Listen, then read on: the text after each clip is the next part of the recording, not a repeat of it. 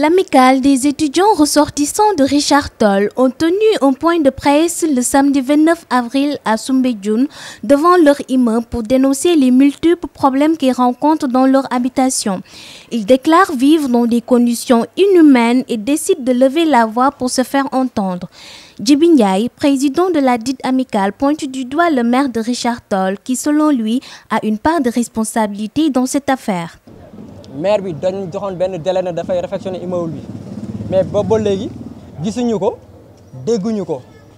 je pense que aussi loolu noonu dañ ko rafetluwul moo tax ñu ne tey dañuy jël suñu premier plan d'action mu nekk point de presse bi donc wax ko moom mu lijjanti immeuble bi parce que moo ñu fi teg immeuble la non seulement mais plus de 10 chambres nekku fi 10 chambres moo fi nekk chambre bu nekk 10 personnes dana ko def wala plus de 10 personnes. Salon yi day def plus de 15 personnes 20 personnes jusqu'à 21 personnes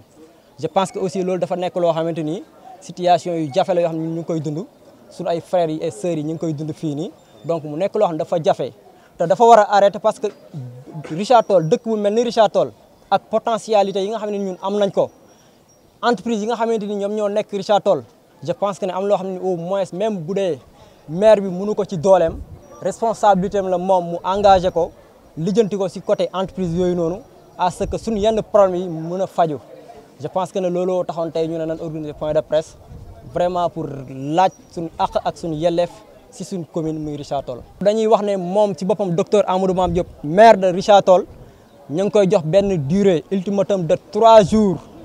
3 jours yooyu noonu bu weesee te rek liñ ko wax pour mu def ko ñëwul appliquer ko ñun danañ dem ci beneen vitesse. Pour revendiquer li ñu war a am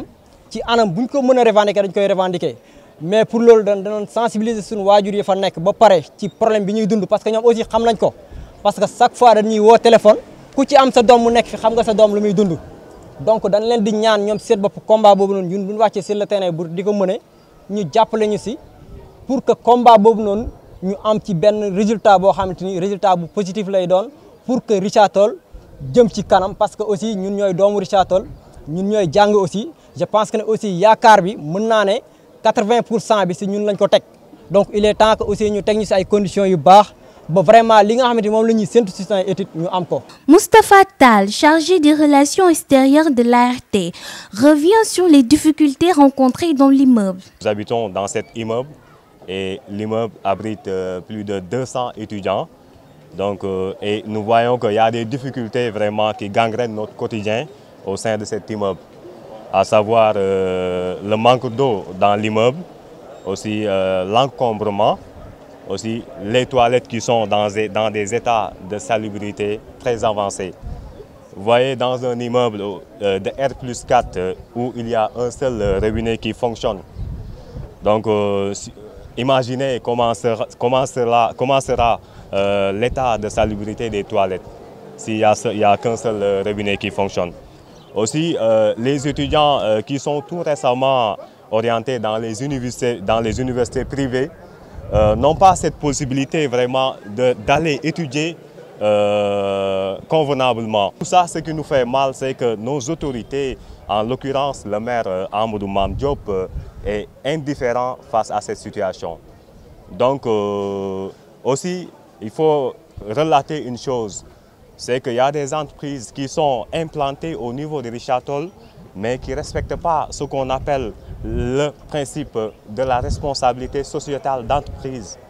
Et je pense qu'il est temps de souligner cela quand même. Les étudiants de Richard Toll sont en train de vivre à Dakar actuellement des difficultés vraiment lamentables pour dire la vérité. Pour sa part, Tamba Boukari Diallo, président de la commission sociale et responsable de l'immeuble, présente leur plan d'action et promet de passer à un niveau supérieur. Nous, dans ce cas, réunir nous pour faire un plan d'action, point de presse pour dénoncer l'acte. C'est-à-dire, deuxième point d'action, ça sera très difficile quand même.